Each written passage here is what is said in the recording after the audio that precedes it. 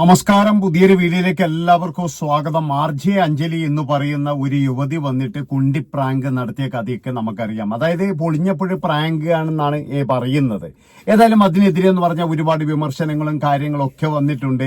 അതും മാത്രവുമല്ല, അതിൽ ഒരുപാട് പേര് പ്രതിഷേധം അറിയിച്ചിട്ടുണ്ട്. എന്താ കാരണം എന്ന് പറഞ്ഞാൽ, ഒരു തൊഴിലിനെ അപമാനിച്ചു.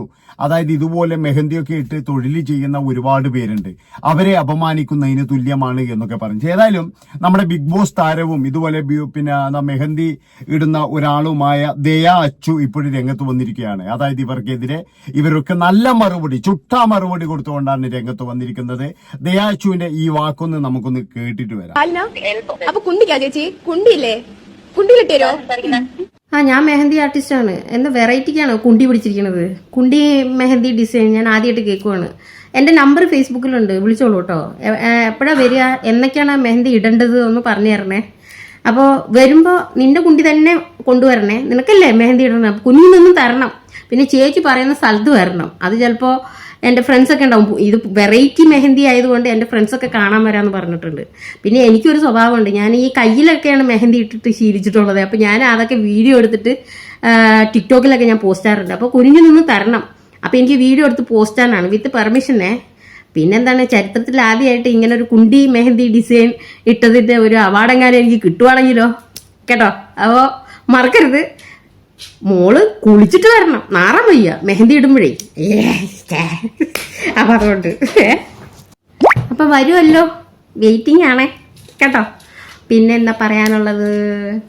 അപ്പൊ അത്രയേ പറയാനുള്ളൂ ചേച്ചിക്ക്. അപ്പം എന്നൊക്കെയാണ് കല്യാണത്തിന്റെ ഡേറ്റ് കാര്യങ്ങളൊക്കെ പറയണം. പിന്നെ ഈ ഫേസ് വരച്ചാലോ, ബാക്കിലേ കാണാൻ പറ്റില്ലല്ലോ മോൾക്ക് മെഹന്തി ഇടുന്നതേ. അപ്പോൾ മോളുടെ ഫേസ് തന്നെ ഞാൻ അങ്ങ് വരച്ചു തരാം, എന്നിട്ട് നമുക്ക് വീഡിയോ എടുക്കാം. എങ്ങനെയുണ്ട് ഐഡിയ?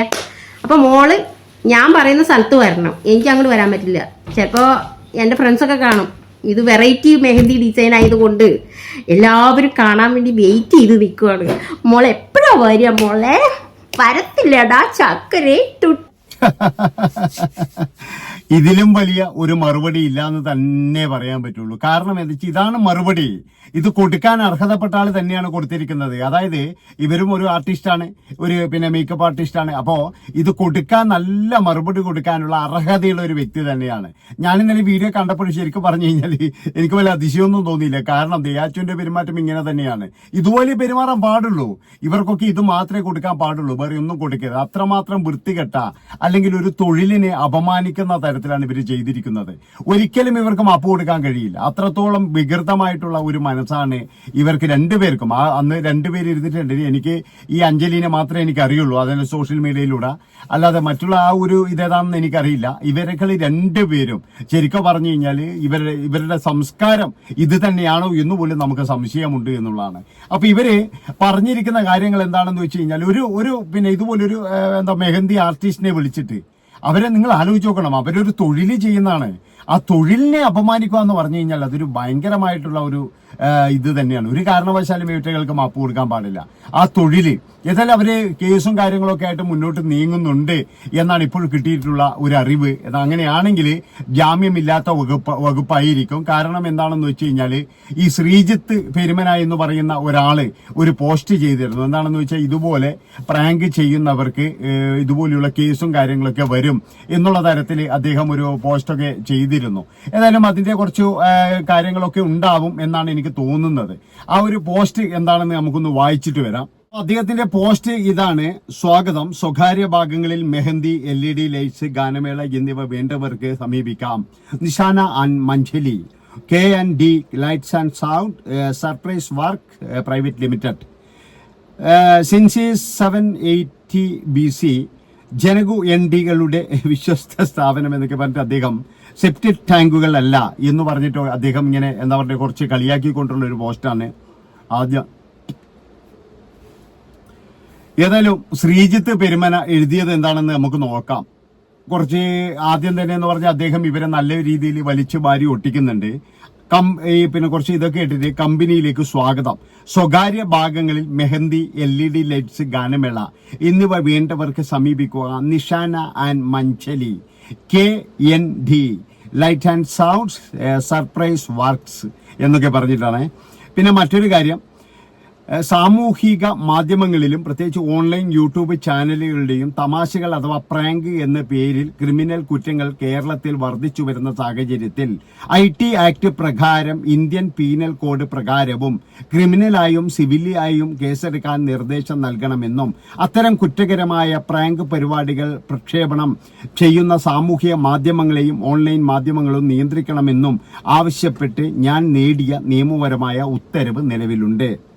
തമാശകൾ നിരുപദ്രവകാരവും വിനോദ ആവശ്യങ്ങൾക്കുമാണെങ്കിലും ഇരകളാകുന്ന പൊതുജനങ്ങൾക്ക് മാനസികമോ ശാരീരികമോ വൈകാരികമോ ആയ എന്തെങ്കിലും ദ്രോഹമുണ്ടായാൽ തമാശക്കാരൻ ക്രിമിനൽ അല്ലെങ്കിൽ സിവിൽ ബാധ്യതയ്ക്കായി വിചാരണ ചെയ്യപ്പെടാം. തമാശകളിൽ നമ്മൾ ചിന്തിക്കുകയോ അവയിൽ രസിക്കുകയോ തമാശകളിൽ നമ്മൾ ചിരിക്കുകയോ അവയിൽ രസിക്കുകയോ ചെയ്യുന്നു എന്നതിന്റെ അർത്ഥം ഈ തമാശകൾ പൊതുസ്ഥലങ്ങളിൽ ചെയ്യുമെന്നും അത് ഷൂട്ട് ചെയ്ത് പ്രചരിപ്പിക്കാമെന്നുമല്ല. ഇന്ന് കേരളത്തിലെ ചില ഓൺലൈൻ ചാനലുകളും യൂട്യൂബ് ചാനലുകളും സാമൂഹിക മാധ്യമ ഉപഭോക്താക്കളും പ്രാങ്ക് എന്ന പേരിൽ പൊതുജനങ്ങളെ പരിഹസിക്കുന്നത് മാത്രമല്ല, ജനങ്ങളുടെ അനുവാദമോ സമ്മതമോ കൂടാതെ അവരുടെ സ്വകാര്യത റെക്കോർഡ് ചെയ്യാനും ഓൺലൈനിൽ പോസ്റ്റ് ചെയ്യാനും അതിലൂടെ സാമ്പത്തിക നേട്ടങ്ങൾ ലക്ഷ്യമിടുകയാണ്.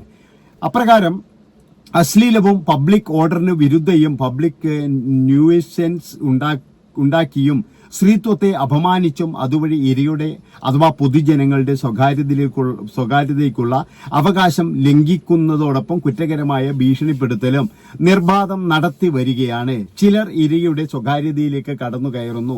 അവനെ അല്ലെങ്കിൽ അവളെ പരിഹസിക്കുന്നതിനോടൊപ്പം അത് ഷൂട്ട് ചെയ്ത് പബ്ലിഷ് ചെയ്ത് പണം സമ്പാദിക്കുകയും ചെയ്യുന്നതും പൊതുസ്ഥലത്തെ അപമാനിച്ച് കുറ്റകരമായി ഭീഷണിപ്പെടുത്തുകയും ചെയ്യുകയാണ്. ഇരയുടെ അറിവോ സമ്മതമോ കൂടാതെ ഇരയെ റെക്കോർഡ് ചെയ്യുകയും ഓൺലൈൻ പോസ്റ്റ് ചെയ്യുകയും ചെയ്യുന്ന പ്രവൃത്തി സ്വകാര്യത ലംഘിക്കുന്നതിനും മറ്റൊരാളുടെ സ്വകാര്യതയിലേക്കും ഇടത്തിലുമുള്ള മേലുള്ള കടന്നുകയറ്റത്തിനും ക്രിമിനൽ പ്രോസിക്യൂട്ട് ചെയ്യപ്പെടുന്നതിന് കാരണമായേക്കാം. ഈ തമാശകളുടെ ഫലമായി ഉണ്ടായേക്കാവുന്ന മറ്റ് ക്രിമിനൽ നടപടികൾ ഉൾപ്പെടുന്നു ഉപദ്രവിക്കൽ, വേട്ടയാടൽ, പൊതുസമാധാനം തകർക്കൽ, ശല്യപ്പെടുത്തുന്ന, ഭരണഘടന മുതലായവ.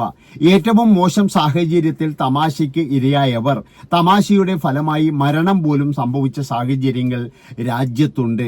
പൊതുജന മധ്യത്തിൽ പബ്ലിക് സ്പേസുകളിൽ പ്രാങ്ക് അഥവാ തമാശകൾ എന്ന പേരിൽ അശ്ലീലം പ്രചരിപ്പിച്ച് ഷൂട്ട് ചെയ്ത് പബ്ലിഷ് ചെയ്യുന്നവർക്കെതിരെ ക്രിമിനൽ കുറ്റം IPC സെക്ഷൻ 354 സ്ത്രീയുടെ എളിമയെ പ്രകോപിപ്പിക്കുക, സ്ത്രീത്വത്തെ അപമാനിക്കുക, ചോദ്യം ചെയ്യുക എന്ന ഉദ്ദേശത്തോടെയുള്ള ആക്രമണം അല്ലെങ്കിൽ ക്രിമിനൽ ബലപ്രയോഗം.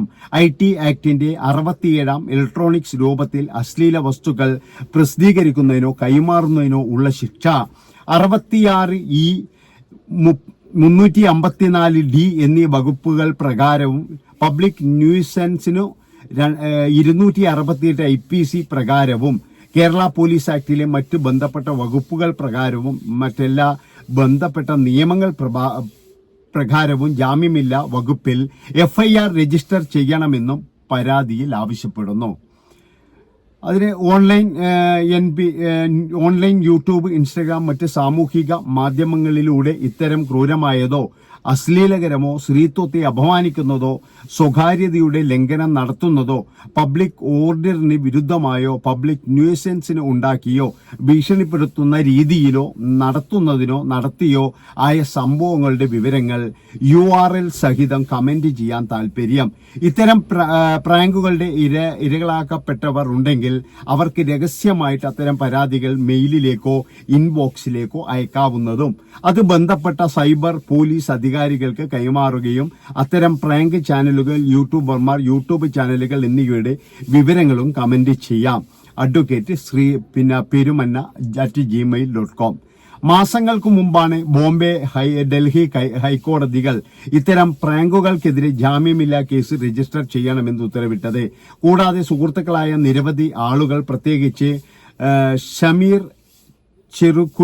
സമീർ ചെറുകുഴിയെ പോലെയുള്ളവർ നിരന്തരം ഫോണിലൂടെയും അല്ലാതെയും ഇത്തരം സാമൂഹിക ആഭാസങ്ങൾക്കെതിരെ പരാതി നൽകണമെന്ന് അഭ്യർത്ഥിച്ചതിന് പ്രകാരമാണ് നൽകിയത്.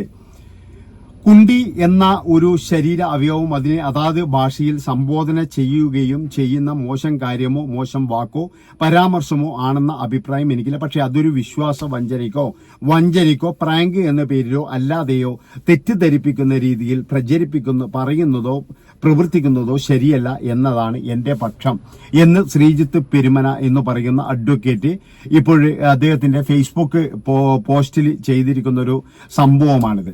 ഏതായാലും എനിക്ക് തോന്നുന്നത് അഞ്ജലിക്കും അതുപോലെ തന്നെ ആ ഒരു കുട്ടിക്കും എതിരെ കേസ് വരാനും കേസെടുക്കാതിരിക്കത്തില്ല. പക്ഷേ രഹസ്യമായിട്ട് പോലും ഇദ്ദേഹത്തെ സമീപിക്കാവുന്നതാണ്. വേണമെങ്കിൽ ആ ഇരക്ക് സമീപിക്കാം. അവരാണ് ശരിക്കും ഇതിന്റെ അകത്ത് നാണം കെട്ടിരിക്കുന്നത്, അവരുടെ തൊഴിലിനെ അപമാനിച്ചു എന്ന് തന്നെയാണ്. അപ്പൊ ഇത്രയും പറഞ്ഞുകൊണ്ട് ഈ ഒരു വീഡിയോ ഇവിടെ വെച്ച് വൈൻഡപ്പ് ചെയ്യാണ്. പ്രാങ്ക് ഒക്കെ ചെയ്യാം, പക്ഷെ അതിന്റേതായ സാഹചര്യവും കാര്യങ്ങളൊക്കെ അതുപോലെ ചെയ്യാം എന്നല്ലാതെ ഒരാളുടെ ജീവന് അപകടത്തിലാകുന്ന ഇതുപോലെ ചാനലുകളൊക്കെ ഒരുപാടുണ്ട്. ഇതുപോലെ പ്രാങ്ക് ചെയ്യുന്ന ഒരുപാട് ചാനലുകളുണ്ട്. അതുകൊണ്ട് എല്ലാവരും സൂക്ഷിച്ചും കണ്ടു നിന്ന് കഴിഞ്ഞാൽ നല്ലതെന്ന് എനിക്ക് പറയാനുള്ളൂ. ഇത്രയും പറഞ്ഞുകൊണ്ട് ഈ ഒരു വീഡിയോ ഇവിടെ വെച്ച് വൈൻഡപ്പ് ചെയ്യാണ്. നന്ദി, നമസ്കാരം.